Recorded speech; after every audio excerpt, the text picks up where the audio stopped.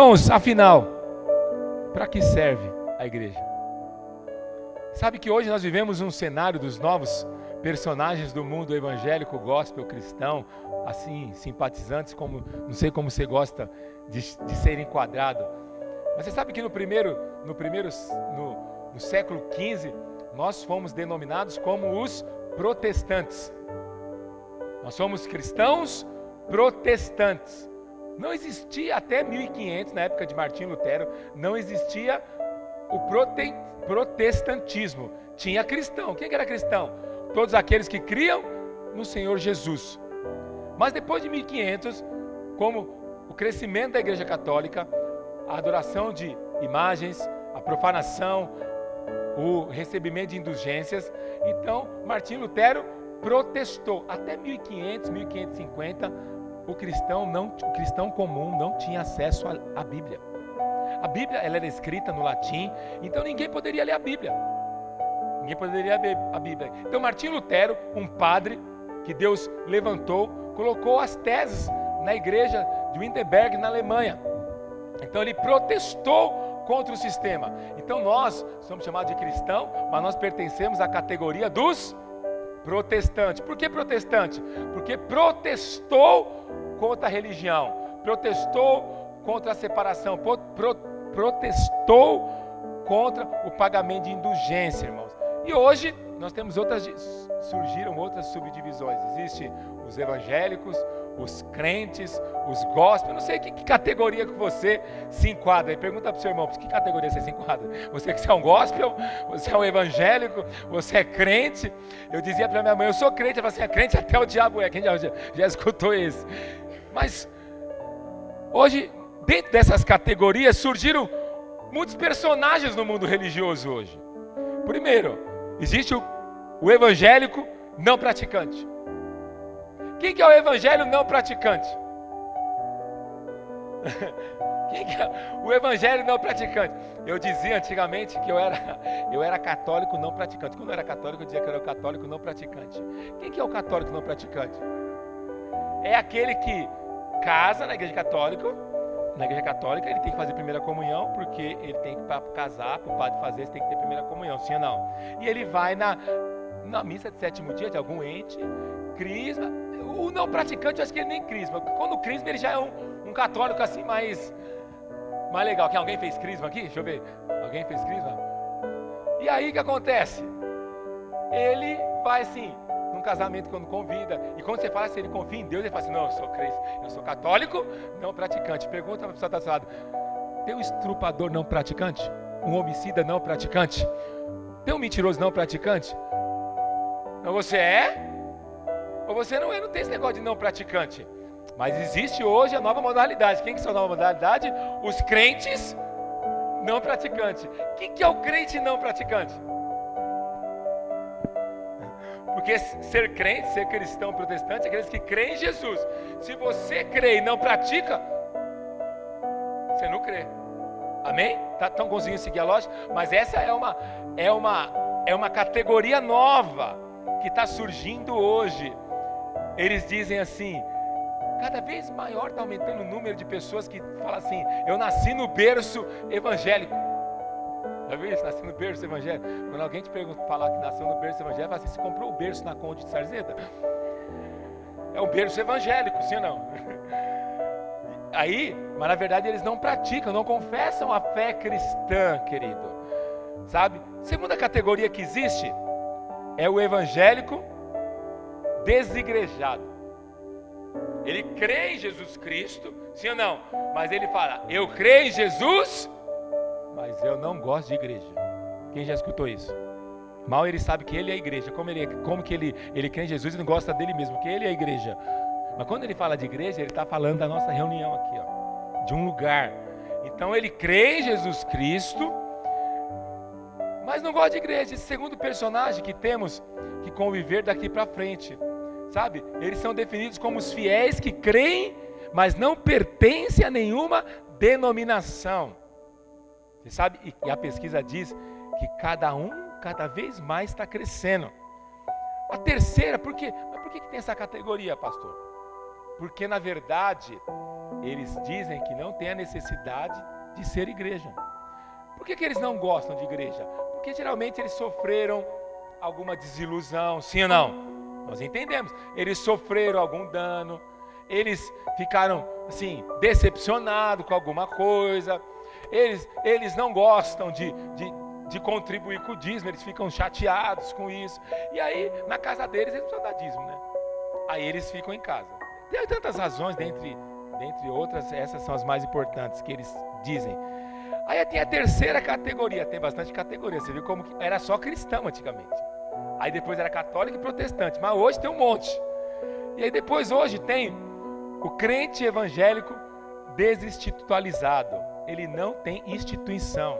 Ele quer a igreja como organismo, mas não como organização. Então, outro dia chegou lá na igreja um parente de algum irmão lá e queria que eu fizesse o casamento dele. Porque ele falou, não, pastor, eu sou crente. Eu falei, mas que denominação você pertence? Porque se você veio pedir para eu fazer o casamento, eu queria saber, ia falar para ele, pede para o seu pastor fazer.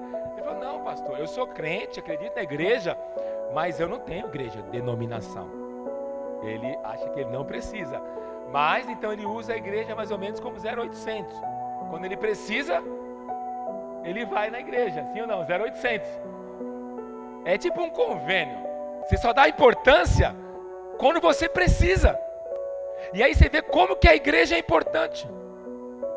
Mas aí essa categoria aqui dos irmãos aqui, 0800. O quarto é o evangélico usuário, que é o mais parecido, na verdade, com o 0800, né? Um outro personagem, ele acredita na igreja. Ele acredita mesmo, que quando ele precisa ele vai lá, mas ele só vai quando ele precisa. Olha quantas, irmãos, categorias nós temos hoje nesse Brasilzão evangélico. Mas agora muitos perguntam, para que serve a igreja? O que é que ela faz? Porque nós somos igreja, nós precisamos saber para que nós servimos. Sim ou não? Quando nós reunimos. O que é que ela provê? Qual a função da comunidade cristã na sociedade e na experiência pessoal, na peregrinação espiritual? Qual que é a importância? Então talvez o fator de você não saber e de muitas pessoas não saber, por isso que muitas pessoas não participam. Porque eles não sabem. E se você não sabe, provavelmente você não vai fazer um bom uso da igreja. Então eu quero falar algumas razões para que a igreja serve. Se você gosta de anotar, anota aí no seu celular, Vou fazer de forma rápida. Vou falar alguns pontos que eu acredito que são os pontos mais importantes. Para que serve a igreja? Amém? Primeiro, a igreja serve para ser a voz de Deus para livrar-nos da ignorância humana. Lá no verso 37, no capítulo 2, abra sua Bíblia do capítulo que nós lemos. Capítulo 2, verso 37 diz assim: ouvindo eles estas coisas, compungiu-se-lhe o coração e perguntaram a Pedro e aos demais apóstolos: que faremos, irmãos? Respondeu-lhe Pedro: arrependei-vos a cada um de vós e seja batizado, querido, em nome de Jesus Cristo. Com muitas outras palavras, Deus testemunhos, exortava dizendo: salvai desta geração, querido. Presta atenção. Aqui conta a história das primeiras pregações. Os discípulos, Jesus tinha ido ao céu e os discípulos começam a reproduzir a mensagem do evangelho. E aqui começam a aparecer os primeiros frutos. E quando Pedro prega, querido, eles, presta atenção, eles começam a se arrepender. E arrepender, eles falam: que faremos, varãos e irmãos? Então, a igreja, querido, serve para ser a boca de Deus, para livrar o homem da ignorância. A igreja serve. Então, primeira coisa que a igreja serve, Martin Lloyd Jones dizia que a ignorância é o problema central da humanidade. Primeira coisa que a igreja serve é para livrar-nos da ignorância de viver sem Cristo, da ignorância humana, querido. A ignorância é o problema central da humanidade. Se o mundo tivesse tanto conhecimento, querido, como dizem que nós temos, o mundo não estaria nessa lástima. Nós temos tanto conhecimento, são tanta tecnologia, são tantas informações, mas nunca houve tanto assassinato, nunca houve tanta praga, nunca houve tanta droga, nunca houve tanto divórcio, nunca houve tanta depressão, nunca houve tanto homicídio, tanto estupro. Por quê? Porque a sociedade vive na ignorância. E quem que é a voz para libertar o homem da ignorância? É a igreja. Deus instituiu para a igreja. A igreja é a voz, querido. Eu vou dizer algo para você. Não só de livrar o homem da ignorância do pecado, mas da ignorância da mente. O evangelho liberta você para pensar, para raciocinar. O verdadeiro evangelho. Quer ver? É só você pensar. Aonde o evangelho chegou, houve prosperidade. Os melhores hospitais são cristãos, judaico-cristãos. As faculdades particulares são cristãs. Os colégios, a maioria deles, cristão. Deixa eu te falar, o evangelho liberta. Lá em Gálatas capítulo 5, verso 1, o que a Bíblia diz? Gálatas capítulo 5, verso 1. Coloca para mim aí, Vinícius. Gálatas capítulo 5, verso 1 fala o quê? Foi para a liberdade que Cristo nos libertou. Primeira libertação que a igreja serve é que a igreja é usada para livrar o homem da ignorância. Da ignorância. Quando Pedro diz, fala assim, arrependei-vos. Essa palavra arrependimento, querido, significa metanoia. Metanoia, que é um arrependimento mental, é uma forma de pensar, é uma forma de raciocinar. Se eu pensava de uma maneira, eu penso de outra maneira, querido. Então, primeira coisa, primeira serventia da igreja é que a igreja serve para ser a voz de Deus. É isso que a igreja serve, irmãos. Nós estamos aqui para tirar o homem da ignorância do pecado, da ignorância da falta da existência de Deus. Segunda coisa que a igreja serve, querido, a igreja serve para explicar-nos a transformação que ocorreu no nosso interior. No verso 38 diz assim: respondeu-lhe Pedro, arrependei-vos e cada um de vós seja batizado em nome de Jesus Cristo para a remissão dos vossos pecados. A igreja serve, querido, sabe para quê? Para explicar-vos o que é conversão. Quando você aceita o Senhor Jesus no seu coração, você precisa crescer nas Escrituras, você precisa crescer na graça. A Bíblia fala que Jesus crescia na graça e no conhecimento. Então Jesus, ele sempre crescia na graça e no conhecimento. Quando você cresce, querido, nos ensinos das Escrituras, quando você conhece as Escrituras, quando você conhece o plano original de Deus, querido, isso te livra de você ser enganado por outras falsas religiões. Livra você de viver, querido, uma vida sem desfrutar dos privilégios que Deus nos deu, querido. Quando você se converte, por exemplo, vira e mexe, nós vivemos num país muito religioso. Vira e mexe, você vê pessoas pagando promessa, sim ou não? Pagando promessa para alcançar o quê? Eles pagam promessa por uma bênção que foi supostamente alcançada. Vira e mexe, você anda nas ruas, você vê aquelas placas, aquelas faixas.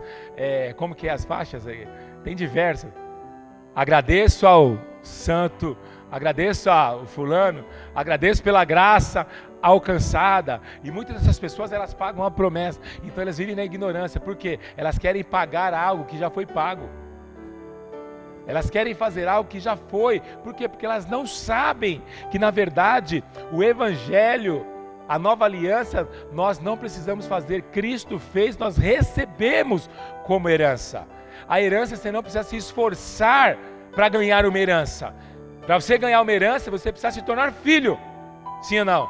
Mas muitas pessoas vivem na ignorância. Elas querem concluir uma obra que já foi concluída na cruz. Mas por quê? Por causa da ignorância, elas não sabem. Então a igreja serve para ensinar, querido. Ensinar o que aconteceu, o que aconteceu no seu interior quando você aceita o Senhor Jesus como seu Senhor e suficiente Salvador. Agora eu me tornei um filho de Deus. Como filho de Deus, eu tenho todos os benefícios que o meu Pai tem. Mas muitos irmãos vivem na ignorância, preso, e eles não conseguem nem pedir, nem se apropriar das bênçãos que eles receberam. Por quê? Porque eles não entendem as Escrituras. Então a igreja serve para ensinar o que aconteceu no seu interior. Pergunte para o irmão que está do seu lado aí, para ele acordar aí. Você sabe o que aconteceu no seu interior? Você sabe? Então quando você se converte, tem uma nova experiência, você precisa crescer como um bebê que cresce. Na vida espiritual, você sabia, um dia qualquer eu prego sobre isso, você sabia que seus dias diante de Deus só são contados depois que você se converte? Você sabia? Que seus dias na ignorância não são contados diante de Deus? Não são contados. Qual que é? Você não sabia? O Ares falou assim, ainda bem, graças a Deus, que Deus não conta. Ainda bem, né, Zico? Os seus dias só são contados diante de Deus depois da sua conversão. Eu vou dizer algo para você. A sua conversão, a sua data da sua conversão é mais importante da sua data que você nasceu. Você lembra a data que você nasceu? O dia que você se converteu, que você aceitou a Cristo. Não é o dia do seu batismo. É o dia que você aceitou a Cristo para ser o Senhor da sua vida. Você sabe o dia que você nasceu? Pergunte para a pessoa do seu lado se ela sabe. Você sabe a data que você nasceu? Eu sei a data que eu nasci. Eu nasci no dia 20 de abril de 2001. Você nasceu quando, Fábio? Você sabe a data? 2001? 2 de agosto? 2001. 2001, mano. Nasci em 2001. Não pegou a visão? Você achou que eu tinha 18 anos, né? Eu tenho 18 anos. Para Deus eu tenho 18 anos. O salmista fala assim, Senhor, me ensine a contar os meus dias para que eu tenha um coração sábio, querido. Então, a segunda coisa que a igreja serve é para ensiná-lo. O que aconteceu no seu interior? A nova vida que você tem. Por que muitos irmãos ainda, eles não sabem as posturas que eles têm que tomar como cristão? Porque na verdade existem muitos lugares que não ensina, não explica o que aconteceu no seu interior. Eu sou convertido há mais de 18 anos e eu me lembro que na época nós pegávamos o evangelho muito pesado e as pessoas se convertiam, amém? Nasciam de novo e aí o que acontecia? Muitos hábitos elas continuavam a ter o velho hábito e aí as pessoas dizem, ele não nasceu de novo, ele não nasceu porque ele continua fazendo as mesmas coisas. Quem se converteu assim numa igreja assim? E aí eu descobri com o passar do tempo, que quando você nasce de novo, o seu espírito nasce de novo. Mas a tua alma velha, capenga, cheia de carência, cheia de trauma, continua o mesmo. E aí a alma precisa ser transformada. A sua alma continua a mesma, sim ou não? Suas carências continuam a mesma. O seu espírito nasce de novo. Amém? Mas a sua alma precisa ser transformada. Romanos 12, capítulo 2 diz o quê? Que nós precisamos fazer o quê? Transformai-vos a nossa mente. O que é essa palavra transformar? É metamorfose no original. Como a metamorfose da lagarta que vira borboleta. Às vezes você é uma lagarta. Mas a palavra, a partir do momento que você se depara com a palavra de Deus, que você se depara nos cultos, nas orações, na comunhão, vai havendo na sua alma uma transformação. Até quando? O que fala Filipenses capítulo 1, verso 6? A boa obra que ele começou, ele é fiel para completar e aperfeiçoar até os dias da vinda de Cristo Jesus. Então, até os dias da vinda de Cristo Jesus, eu estou sendo o quê? Aperfeiçoado. O seu espírito? Não, a sua alma. O seu espírito está pronto, assim que você se converte. Então, a igreja serve para te ensinar isso. Terceiro, querido, terceira razão para a igreja serve. A igreja serve para ensinar-nos em que se crê e o que se crê. Lá no verso 42, a Bíblia diz assim, e perseveravam na doutrina dos apóstolos, na comunhão, no partir do pão. A doutrina apostólica era aquilo que os apóstolos aprenderam com Jesus no tempo que andaram com ele. É importante saber, querido, não apenas em que se crê, mas também saber em que se crê. Então a igreja ensina o que se crê, porque na sua caminhada vai fazendo uma grande misturologia no seu coração, que daqui a pouco você está sendo espírita e nem sabe. Daqui a pouco você está sendo esotérico e nem sabe. Então a igreja ensina aquilo que se crê. A base da nossa vida cristã é a doutrina dos apóstolos. Em que se crê, pastor? Em que nós devemos se crer? A doutrina apostólica, querido. Nós cremos na nova aliança, no evangelho da nova aliança, no Novo Testamento de Cristo. Isso nós cremos na salvação pela graça. Nós cremos que nós somos salvos pela graça, mediante a fé, para as boas obras. Então eu fui salvo de graça. Fala para o seu irmão, de graça. Pastor, outro dia a pessoa perguntou, pastor, o evangelho é muito barato. Eu falei, não, está errado sua teologia. O evangelho da graça é muito barato. Eu falei, está errado sua teologia. Porque barato ainda custa alguma coisa, sim ou não? Eu falei, é de graça. Não custa nada. Para nós não custa nada. Mas custou muito caro para quem? Para Jesus. Alguém pagou muito caro. Por ele ter pagado muito caro, hoje eu não preciso pagar nada.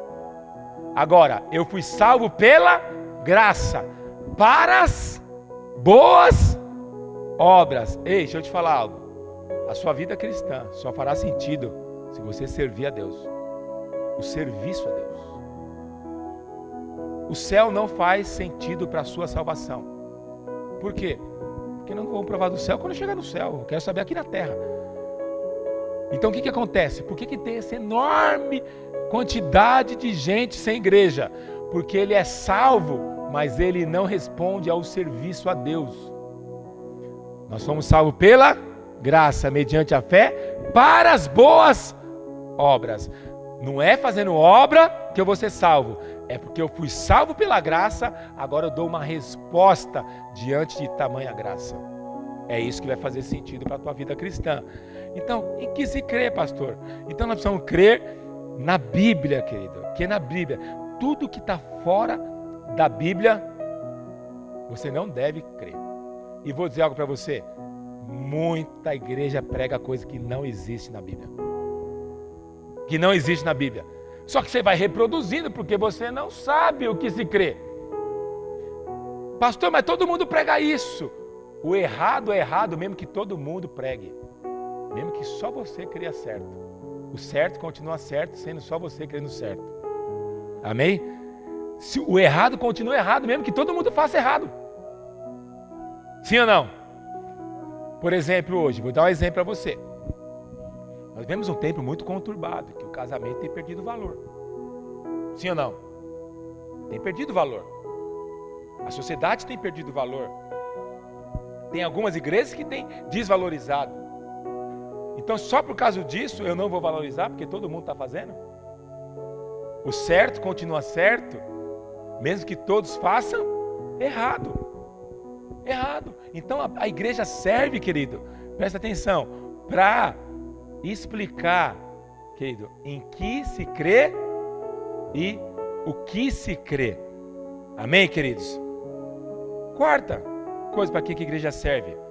A igreja serve para vivermos em comunidade em resposta à solidão humana. A igreja serve porque depois que, se você for um crente que valoriza a igreja, você nunca mais vai ficar sozinho na tua vida. Lá no verso 44, ele falava assim, eles se dedicavam à comunhão no partir do pão, acho que é no 43, né? Todos que criam mantinham-se unidos e tinham tudo em comum, querido. Presta atenção, a igreja é a comunidade do amor. Amém? A igreja é a comunidade. Fala para o seu irmão, não é o comunismo do amor, não, é a comunidade do amor. Muitos, presta atenção, nós somos a igreja. Se você crer, irmãos, e você participa de uma igreja, ei, deixa eu te falar, você nunca mais está sozinho. Nunca mais vai estar sozinho. Se você se envolve numa igreja, a igreja é a resposta para a solidão humana. Pastor, mas tem alguém solitário nesse mundo? O que mais tem é gente solitária. Nós vivemos um mundo de 7 bilhões e 200 milhões de pessoas, e ainda não vivemos a época com mais gente com depressão, com mais gente com crises intermináveis, com mais gente solitárias. Por quê? Porque não vivem a vida da igreja. Pastor, mas ver a vida da igreja é muito complicado porque você é complicado, Felipe, porque eu sou complicado, mas mesmo assim é a resposta para a solidão humana. A igreja é a resposta.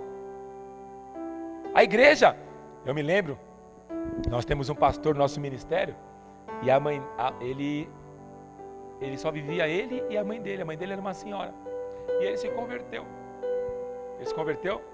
e aí ele começou a frequentar as nossas células, a nossa igreja.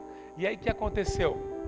Aconteceu que a mãe dele ficou com ciúmes da igreja, porque ela tinha uma vida muito só, e ela só tinha um filho. E aí ela começou a frequentar nossas células, começou a frequentar nossa igreja, e ela falava assim, eu não sou crente, mais de 1 ano frequentando, ela participava de tudo, e ela dizia sempre, eu não sou crente.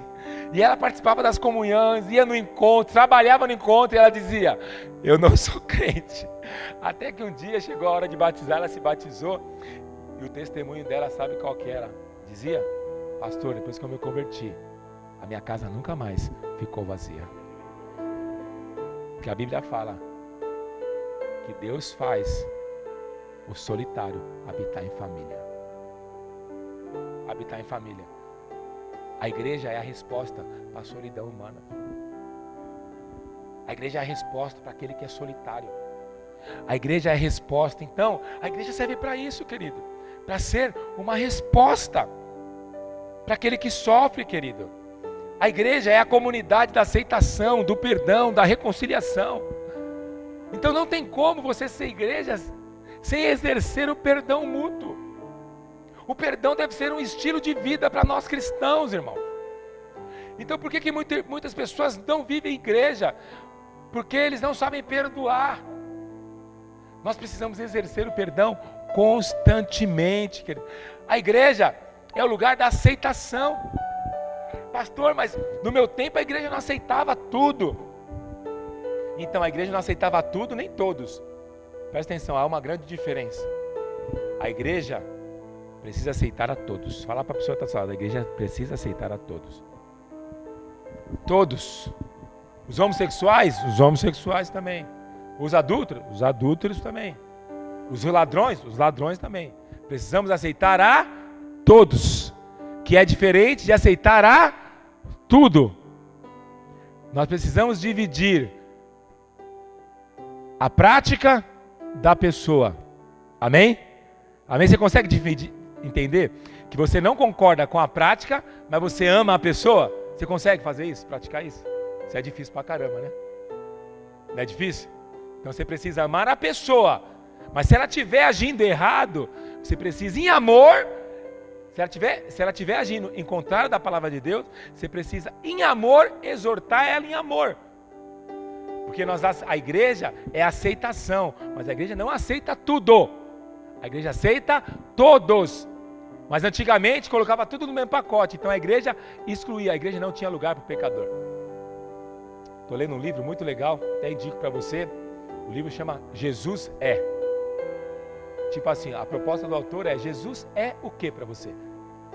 Então, Jesus é o que ele é, você define o que ele é para você. Então ele começa a discorrer como que Cristo amava o pecador e repudiava o pecado. Nós tem uma passagem do livro muito interessante que ele fala a respeito de Barrabás. Cristo Barrabás. E a gente olha para aquela passagem e a gente fica indignado, sim ou não? Cristo Barrabás. Foi um absurdo, não foi? Libertar Barrabás e deixar Cristo crucificado, sim ou não? Mas quem que é Barrabás? Eu e você. Nós somos Cristo. E Jesus ama Barrabás. Nós somos Barrabás, irmãos. Nós somos os Barrabás do tempo moderno. E Cristo ama Barrabás. Você é Barrabás, fala para o seu irmão, você é Barrabás. Você achava um absurdo, né? Liberar Barrabás. Mas sabe por que Barrabás foi liberado? Sabe por que, Patrícia, que Barrabás foi liberado? Porque Cristo foi crucificado. Porque Cristo foi crucificado. A igreja serve para ser um lugar de habitar em família, querido. Amém, queridos? A igreja serve para manter viva a esperança no ministério e o milagre divino. A igreja é o baluarte da verdade. A igreja, querido, é a porta-voz, querido, dos mistérios de Cristo, dos milagres divinos. A igreja é aquela que mantém viva a chama que Jesus Cristo não só salva, mas Ele liberta, Ele cura, Ele restaura. Amém, queridos? A igreja é esse porta-voz que nós estamos tidos até como loucos, porque nós cremos nos milagres de Cristo.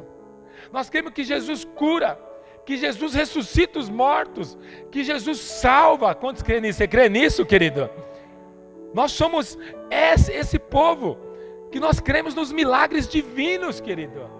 Nós cremos no poder do Espírito Santo, nós cremos no falar em línguas, nós cremos nos anjos, amém, querido? Nós cremos no sobrenatural de Deus, e a igreja é a grande mistura do natural com o sobrenatural, como alguém pecador como eu, natural, e como alguém tão santo como Deus, pode se misturar e nos dar o privilégio de declarar essas verdades, querido.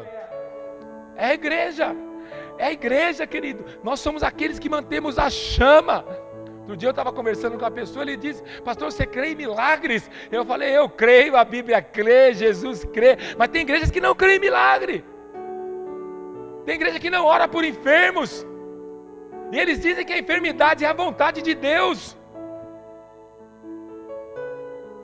Nós somos batistas, mas nós somos pentecostais, César. Nós cremos na cura, nós cremos na profecia, nós cremos na revelação, nós cremos na palavra de conhecimentos. Quantos creem comigo aqui, irmãos? Nós cremos em anjos, eu creio em anjos também, a Bíblia crê, porque eu creio que tudo que a Bíblia diz, que eu creio, que eu devo crer, eu creio. A Bíblia diz que a igreja tem o poder, querido. A igreja é a comunidade que preserva a expectativa de que o céu se abra, querido. Enquanto o mundo acredita somente no natural, a igreja é a esperança do sobrenatural. A igreja serve também, querido, para manter viva a esperança da ressurreição. Lá em Atos capítulo 4, verso 33, a Bíblia diz: com grande poder os apóstolos davam testemunho da ressurreição de Jesus Cristo. Presta atenção, Jesus Cristo venceu a morte, querido. Porque Ele ressuscitou, nós vamos ressuscitar junto com Ele. Essa é a nossa esperança. A palavra que nós devemos pregar não é que Jesus vai te fazer rico, querido. Esse não é o real significado da pregação do Evangelho da igreja. Mas claro que você prospera, é claro que sua vida melhora quando Jesus entra, sim ou não? Mas essa não é a mensagem central. A mensagem central é que Jesus Cristo morreu, ressuscitou e vai vir buscar a tua igreja. Isso serve a igreja. É isso que nós devemos pregar, querido. Esse é o Evangelho. É para isso que a igreja serve, querido. A igreja é a comunidade, querido. Sabe o que é? Faço muitos velórios. Muitos, já fiz muitos. Não que muitos irmãos da igreja morrem, mas é que os irmãos têm parente, pai, avó, tio, e eles me chamam. Mas como é agradável, irmãos, como é agradável fazer um velório de crente. Até o velório do crente é diferente. A família está mais tranquila. Estão chorando com a dor da saudade. Mas há uma esperança, querido, na ressurreição. Há uma esperança, querido. Então quando nós estamos, querido, servindo a Deus, querido, acredite que eu vou te falar, a igreja te dá paz. Muitas pessoas falam: pastor, eu tenho medo de viajar de avião. Não, você não tem medo de viajar de avião. Você tem medo de morrer. Você tem medo que o avião caia. Mas qual que é o medo, irmãos? O medo é do quê? O medo é do avião? O medo é de morrer, sim ou não? O medo é de morrer. Mas a certeza nossa é que nós podemos ficar seguros em Jesus. Porque mesmo que a morte nos alcance, Jesus não vai nos abandonar, querido. E por último, gostaria que você ficasse de pé. A igreja serve como agência do reino de Deus para despovoar o inferno e povoar o céu, querido. A Bíblia diz, lá no verso 47, que enquanto isso acrescentava-lhe o Senhor, dia a dia, os que iam sendo salvos. A igreja é a voz de Deus para este mundo, querido. A igreja nos ensina em que crer. A igreja quebra a solidão humana. A igreja abre para as coisas ilimitadas e infinitas. A igreja nos dá convicção no dia da morte, querido. Mas finalmente a igreja também é a porta de entrada da salvação, querido. Só o evangelho pode salvar o homem das suas misérias. É para isso que a igreja serve, querido. Deus te trouxe para cá e é para isso que a igreja serve, para você ser o pregador do evangelho, querido. Deus, você sabe que a oportunidade de nós manifestarmos o reino de Deus não é no culto de domingo. O culto de domingo é intervalo do jogo. Fala aí pro seu irmão, é intervalo do jogo aqui. Mas sabe quando começa o jogo, Luiz? Quando você sai ali, aquela porta abre, você sai na rua. Aí o jogo começa lá fora.